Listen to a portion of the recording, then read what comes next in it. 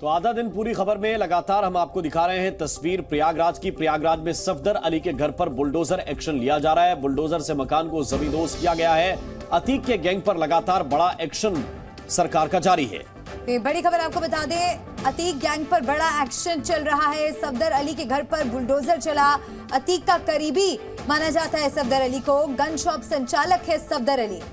Gun shop संचालक है सफदर अली, जिसके घर बुलडोजर वाली कार्रवाई हुई। अतीक गैंग पर लगातार प्रयागराज में यह बड़ा एक्शन हो रहा है, जिसकी तस्वीरें जी न्यूज पर हम आपको दिखा रहे हैं। तो तस्वीरें लगातार आप तक पहुंचा रहे हैं किस तरह से एक्शन लिया जा रहा है। और एक साथ एक नहीं, दो नहीं, 4 बुलडोजर पहुंचे और 4 बुलडोजर जब गरजे तो कुछ इस तरह से मकान को गिराया गया। ये आपको देखिए, हम तस्वीर के जरिए दिखा रहे हैं कि किस तरह से पूरा मकान जमींदोज कर दिया गया है, मिट्टी में मिला दिया गया है। और अभी ये भी कहा जा रहा है कि गुड्डू मुस्लिम और असद के ठिकानों पर भी ये बुलडोजर गरज सकता है। कार्रवाई बुलडोजर से की जा सकती है, मकान जमींदोज किए जा सकते हैं।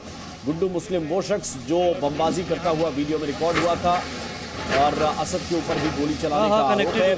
और इन सब के बीच ये जो मकान आप देख रहे हैं, ये सफदर अली का है, जो हथियारों का बिजनेस करता है, आर्म्स डीलर है और साथ में अवैध हथियारों की तस्करी के भी उसके ऊपर आरोप लगते रहते हैं। अतीक के गैंग को हथियार मुहैया कराने के आरोप सफदर अली के ऊपर लगे हैं और अतीक का सहयोग करने के आरोप में ही यह कार्रवाई हो रही है।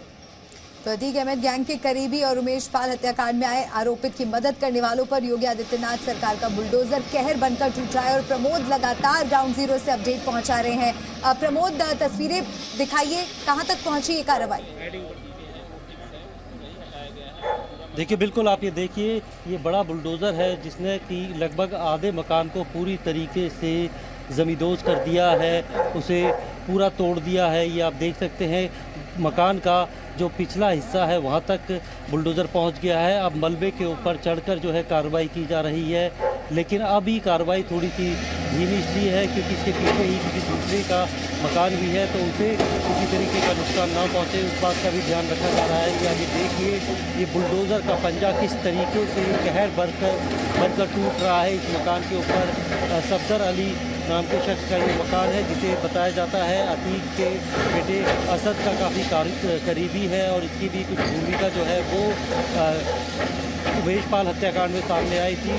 इसके बाद नोटिस इस सफदर अली को दिया गया, उसके बाद मकान के अंदर से सारा सामान निकाला गया और अब इस जो मकान को है वो ज़मींदोज़ किया जा रहा है और मिट्टी में मिलाया जा रहा है। इससे पहले 3 बुलडोज़र को लगाया गया था, जिन्होंने इस पूरे मकान के जो है 3 हिस्सों पे एक साथ वार करके इसे कमज़ोर किया था। और उसके बाद नगर निगम जो है प्रयागराज का, उसका ये बड़ी जेसीबी मशीन है, इसको ट्रक से उतारा गया, इसको लाया गया और अब ये अंदर घुसकर जो है वो मकान का जो अंदरूनी हिस्सा है उसे जो तोड़ने में लगा हुआ है। कंक्रीट के साथ साथ जो है काफी सारा स्टील इस मकान में जो है वो इस्तेमाल किया गया है। उस बीच एक बड़ी खबर मिल रही है, वो बता दें, प्रयागराज में हुई उमेश पाल हत्याकांड में बड़ा खुलासा हुआ है। उमेश पाल की हत्या की साजिश के लिए बरेली सेंट्रल जेल से अशरफ ने व्हाट्सएप कॉल की थी।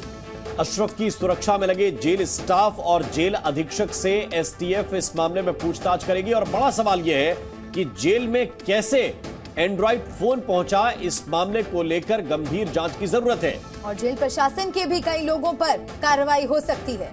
इस वक्त ये बड़ा अपडेट और बड़ा खुलासा उमेश पाल हत्याकांड से जुड़ा हुआ हो रहा है। खबर यह है कि बरेली के सेंट्रल जेल से अशरफ ने व्हाट्सएप कॉल की थी। अशरफ की सुरक्षा में लगे जेल स्टाफ और जेल अधीक्षक से एसटीएफ अब इस पूरे मामले में पूछताछ करेगी। और जो बड़ा सवाल है वो यही है कि जेल में आखिर एक एंड्रॉइड फोन कैसे पहुंचा। और अतीक से पूछताछ करेगी उत्तर प्रदेश की एसटीएफ की टीम। इस वक्त बड़ी खबर आपको बता रहे हैं, पूछताछ के लिए एसटीएफ अहमदाबाद रवाना हो चुकी है। प्रयागराज के उमेश पाल हत्याकांड के मास्टरमाइंड अतीक अहमद को गुजरात के अहमदाबाद के साबरमती सेंट्रल जेल में हाई सिक्योरिटी जोन में रखा गया है। 2019 में गैंगस्टर अतीक अहमद को साबरमती सेंट्रल जेल लाया गया था। प्रयागराज में उमेशपाल हत्या केस के मुख्य आरोपी अतीक अहमद को माना जाता है कि अतीक अहमद ने गुजरात के सेंट्रल जेल में बैठे बैठे ऑर्डर दिया हुआ था कि उमेशपाल की हत्या की जाए और इन्वेस्टिगेशन और जांच में भी यही सामने आया है कि मुख्य आरोपी की ओर से ये अतीक अहमद है। तो ये वही जेल है जहां पे अतीक अहमद को 2019 में रखा गया है यहाँ पे ट्रांसफर वारंट से, और ये हाई सिक्योरिटी जोन के अंदर अभी अतीक अहमद ये गुजरात की साबरमती सेंट्रल जेल है वहाँ पे अंदर है। और माना जा रहा है कि यूपी पुलिस की एक टीम जो है वो यहाँ पे कोर्ट की मंजूरी लेके पूछताछ करने के लिए आ सकती है कभी भी। कैमरामैन अक्षय रावल के साथ उदय रंजन, जी मीडिया, अहमदाबाद। तो एसटीएफ की कार्रवाई लगातार जारी है, अलग अलग जांच पड़ताल में जुटी हुई है, अलग अलग जगहों पर रेड की जा रही है और खबर यह है कि अतीक अहमद से भी पूछताछ की जाएगी। और दूसरी तरफ आप जो तस्वीरें देख रहे हैं वो इस वक्त आपके सामने प्रयागराज के चकिया इलाके में सफदर अली के घर पर इस वक्त बुलडोजर चल रहा है। सफदर अली अतीक अहमद का काफी करीबी माना जाता है और एक तरह से योगी आदित्यनाथ ने जिस तरह से विधानसभा में कहा था कि मिट्टी में मिला दिया जाएगा, वो तस्वीर के जरिए भी इस वक्त आप देख रहे हैं कि वो कार्रवाई जमीन पर होती हुई दिख रही है। तो खालिद जफर के घर को खंडर बनाने के बाद आज सफदर अली के मकान को ध्वस्त किया जा रहा है और ताजा अपडेट ले लेते हैं प्रमोद से, जो लगातार वहां से जानकारी दे रहे हैं। प्रमोद।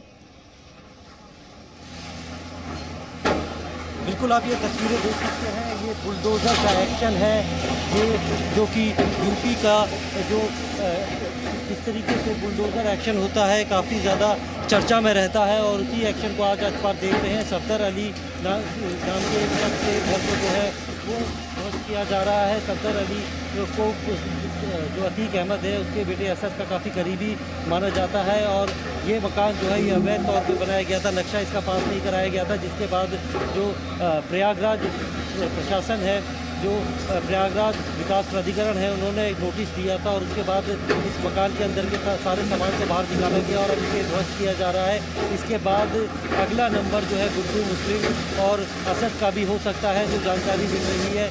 इस पूरे जो उमेशपाल हत्याकांड है जिसमें 2 पुलिसकर्मियों सहित कुल 3 लोगों की मौत हुई थी, उनकी मौत का बदला लेने के लिए और माफिया को सबक सिखाने के लिए योगी आदित्यनाथ ने सदन में कहा था कि यूपी से माफिया को मिट्टी में मिला देंगे और उसी कथन की जो करनी के तौर पे आप ये देख सकते हैं कि किस तरीके से ऐसे लोगों को आइडेंटिफाई किया जा रहा है कि जो कि उमेशपाल हत्याकांड में जुड़े हुए हैं या फिर माफिया के साथ किसी ना किसी तरीके से लिप्त हैं और उन लोगों के घरों के बारे में जानकारी जुटाई जा रही है।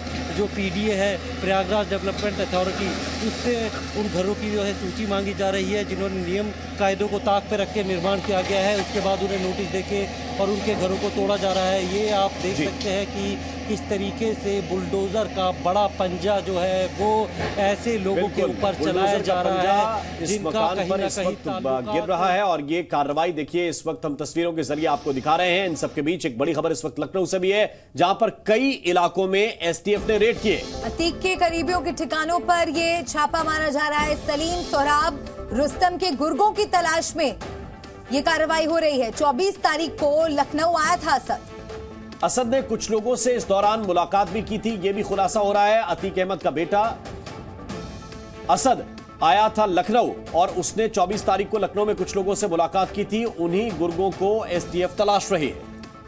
और एक और बड़ी खबर इसी से जुड़ी आपको बता दें, उमेशपाल की हत्या की साजिश में शामिल रहे सदाकत खान के बारे में पुलिस को नई जानकारी मिली है। सदाकत के मोबाइल की जांच से यह पता चला है कि वो माफिया अतीक के बेटे एज़म से व्हाट्सएप पर चैट उसने किया था और चैटिंग के दौरान कई तरह की बातचीत का ब्यौरा मिला है और इसी के आधार पर अब आगे की छानबीन की जा रही है। यूपी पुलिस को यह अहम जानकारी मिली है, अतीक के बेटे से सदाकत की बात होती थी व्हाट्सएप के जरिए, ये बात होती थी चैट्स के जरिए, वो मैसेजेस एक्सचेंज करते थे। सदाकत से जुड़ी ये बड़ी जानकारी पुलिस के हाथ लगी है और अब व्हाट्सएप चैट का ब्यौरा पुलिस को मिला है और इसी चैट के आधार पर अब आगे की कार्रवाई की जाएगी, आगे की छानबीन होगी। तो एक एक करके कनेक्शन तलाशे जा रहे हैं इस पूरे मामले के और एसटीएफ कोई भी एंगल छोड़ना नहीं चाहती और यह भी खुलासा हुआ कि चैट होती थी एज़म और सदाकत के बीच में, उसका ब्यौरा भी एसटीएफ के हाथ लगा है। प्रमोद हमारे साथ लगातार बने हुए हैं, एक बार फिर से हम उनकी तरफ चल रहे हैं। प्रमोद जरा दिखाइए आगे की तस्वीरें, क्योंकि कार्रवाई लगभग आखिरी चरण में होगी अब। जी बिल्कुल, ये देखिए जो बुलडोज़र है वो लगभग घर के अंदर दाखिल हो चुका है। जो मलबा है उसके ऊपर चढ़कर वो अब घर का जो पिछला हिस्सा है उसे तोड़ने में लगा हुआ है और लगातार जो है ये कार्रवाई की जा रही है। अगर हम बात करें कि इस पूरे हत्याकांड में उमेश पाल के साथ साथ 2 पुलिसकर्मी जो शहीद हुए हैं, उसके बाद योगी सरकार जिस तरीके से एक्शन में आई है, जो एसटीएफ है वो एक्शन में है। एसटीएफ ना सिर्फ इस हत्याकांड से जुड़े हुए लोगों को आइडेंटिफाई करने में जुटी हुई है, कुल 13 लोगों की भूमिका अब तक सामने आ चुकी है। एक ही शख्स का इसमें एनकाउंटर हो चुका है और कई लोगों की इन्वॉल्वमेंट के बारे में एसटीएफ को पता चल चुका है। सदाकत है वो जो है वो एसटीएफ की हिरासत में है। और उसके बाद वहीं दूसरी तरफ ऐसे लोगों को कि जो अवैध निर्माण थे उसे जो है वो प्रयागराज प्रशासन जो है वो ध्वस्त करने में लगा हुआ है। ये आप ये तस्वीरें देख सकते हैं कि तीसरी मंजिल तक जो है वो बुलडोज़र पहुंच चुका है। बुलडोज़र का पंजा है वो पहुंच गया है और बुलडोज़र मलबे से के ऊपर से होता हुआ घर के अंदर दाखिल हो चुका है और अब सीधे तौर पे जो है जो छत पे बने हुए या फिर टॉप फ्लोर पे बने हुए जो बाथरूम था या फिर इस तरीके के दूसरे जो कमरे बने हुए थे वहाँ तक पहुँच चुका है। जितने भी पिलर थे सामने की तरफ उन्हें पूरी तरीके से ध्वस्त कर दिया गया है। आखिरी चरण में है और प्रमोद पल पल की जानकारी आप तक पहुंचा रहे थे। प्रमोद, बहुत बहुत शुक्रिया आपका जुड़ने के लिए।